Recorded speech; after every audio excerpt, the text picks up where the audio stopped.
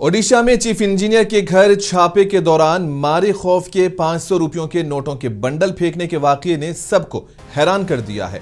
मामला है ओडिशा की राजधानी भुवनेश्वर का, जहां उस वक्त हलचल मची जब रियासती हुकूमत के चीफ इंजीनियर बैकुंठ नाथ सांगी के घर और दीगर 6 मुकामात पर महकमे इंसदाद बदउनवानी ने बैक वक्त छापे मारे। इन कार्रवाइयों के दौरान 2.1 करोड़ रुपये से जायद नकदी, जेवरात, कीमती सामान और मुतादिद बैंक खातों के शवाहिद बरामद किए गए। ये छापे बैकुंठ नाथ सारंगी के खिलाफ आमदनी से जायद असासे रखने के शुबे में मारे गए थे।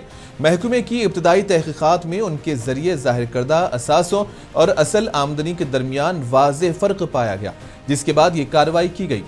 इस वाक़ये का सबसे ड्रामाई लम्हा उस वक्त पेश आया जब विजिलेंस अफसरान उनके घर पहुंचे और बैकुंठ नाथ ने खौफ के आलम में नकदी के बंडल अपने फ्लैट की खिड़की से बाहर फेंकने की कोशिश की।